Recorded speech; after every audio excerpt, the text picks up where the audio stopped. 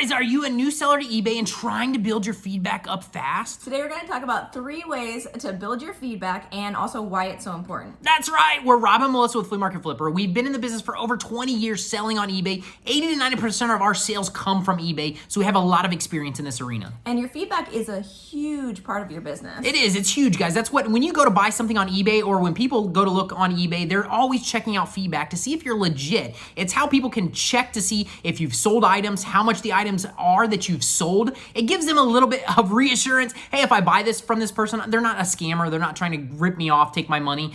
Feedback and the ratings on your feedback, the higher you get, the more,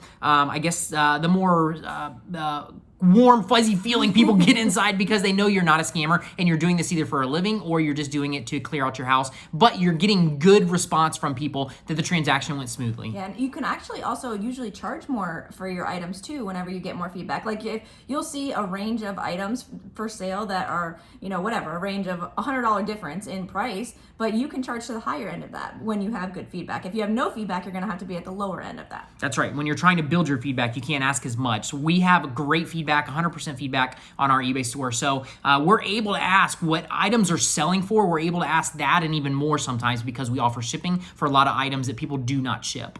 All right, so Let's dive in! What is the best way to build feedback? So that's right. The first way is buy some stuff on eBay. That's right. You guys, you don't have to buy expensive stuff. A lot of times we tell people the stuff that you're already buying on Amazon, try to switch over and buy it on eBay, whatever it is. eBay usually takes a little bit longer to receive the item, but if you can wait, try to put your transactions on eBay while you're trying to build your feedback, get those items off of eBay, and then you'll build that buyer's feedback off of eBay. And sellers typically leave feedback pretty quickly to buyers. That's right. So And those are items that you're already using, yes. But you don't even have to do that. If you want to go in and start looking for items that are anywhere from a penny to $1, there's tons of those items on eBay that people are just selling and they'll do free shipping on them. You can buy a whole bunch of those to get the feedback. That will help you get feedback, but it will be buyer's feedback, not seller's feedback. So that leads to our next one. That's right. Getting seller's feedback. So this one's even more important. Go ahead. No, go ahead. It is very important. That's what buyers, when they're buying from you, they can look and see your feedback, but they also divide it into buyers and sellers feedback. So they'll be able to see that you do not have any sellers feedback. Therefore, they might not feel like you know what you're doing, whatever it is. They'll see that you don't have the experience in the selling, but you've bought a lot of stuff. So you want to get that seller's feedback up, and the best way to do that is buy stuff that you would donate to Salvation Army, to Goodwill.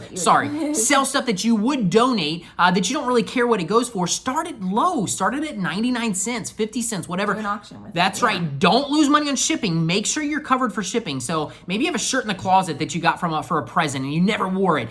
Pull that sucker out. Start it at 99 cents. Put $5 for shipping and see what happens. Do an auction, a 10-day auction, and see what happens. But those are the kind of items you want to try and do. These aren't my items that you're going to make money on, but that's not the point. You're trying to build up your seller's feedback. That's right. And as soon as you sell that, you're giving feedback to the buyer and you're asking the buyer, which brings us to our next point. So what's the next one? I jumped into it. Asking the buyer for feedback. So when you sell something, you want to reach out to the buyer. The real key of this is communication. Always be in communication with your buyer.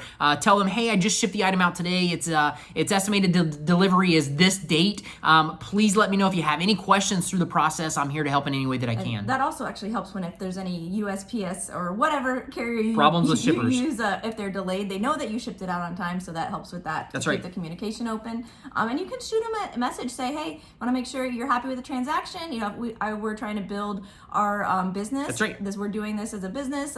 We'd love if you'd leave us some feedback. And you're totally fine to do that. I know there's been some posts and some people say not to do that, but you're fine to do that and just send it nicely. And you can't blackmail them or you can't say you have to do this. Or I'm not giving you feedback until you give me feedback. Right, you can't do any of that. But if you just send a nice message, like we're building our kids account, they're starting to sell stuff on eBay, which is really fun. And we just say, hey, we're doing this with our kids. We're trying to teach them how to make some extra money. If you're happy with your transaction, we'd love if you leave us some feedback. And everybody does. They love it. So that's it. So it's really communication. You want to be in constant communication with them, and they'll leave you positive feedback. You just have to send them, like I said, send a message when it's shipped. Send them another message a day or two after you see that it was delivered and say, hey, are you 100% satisfied with this? Or anything to that measure of, hey, did everything arrive correctly? Is it all right? If so, please leave me positive feedback. It would mean the world to me. If not, is there anything I can do to help? If something got damaged in shipping, let me know so I can take care of it. Just reaching out like that shows the buyer that you care, and they will go the extra mile to leave you that feedback. So, and it gives them an extra reminder as well. Hey, I need to leave them feedback because they just reached out to me again. In our case, when somebody does that to me, I jump in right away and I leave them positive feedback as long as I'm happy with the transaction. And you won't have to do that forever. No. Like in the beginning, you have to do it more because you're trying to build up your whole store. So you'll have to do it more. But after a while, once you get your feedback, people will leave feedback. Probably 30%, 20% of people will leave it. And if you want to ask for it, you can. If not, then it's not a big deal. I wouldn't send the message. I would send the first message when you ship the item and send one more message. I wouldn't keep. Yeah, no. Don't keep doing then it. that can be harassing through, and that wouldn't be good. Some people forget about it, and it's okay if you send Everybody's busy. That's right. If you send them the reminder and they do it, great. If they don't, move on. Go to the next one. But that's the cool thing about these. These are small sales that you're building up that seller's feedback. They're small sales, and you want to do as many as you can. So those items that you would usually donate, throw them on there. If you don't care what they go for, don't lose money on shipping, but throw them on there, sell them in an auction, and then you have that chance to get the seller's feedback. Don't sell junk, but if it's good stuff that you would donate, that somebody would buy, like you're donating because somebody would actually buy it from a thrift store, then you can sell that. So. That's it. Don't sell old underwear. Guys, come on. It's not. No, sell stuff. You can sell used shirts. You can sell whatever you want that is still it's still in good condition, and it's still worth some money. Those are the things that you want to sell. And one bonus way we didn't talk about was you can put stuff in the actual item too, like a mailer. You can write a note. You could say asking for them to leave feedback if they're happy with the transaction. Basically the same message. Yeah. You can leave that. We've done on the computer. We did cardstock for a while. You can get them printed on Vistaprint. Really easy. Vistaprint does them pretty cheap.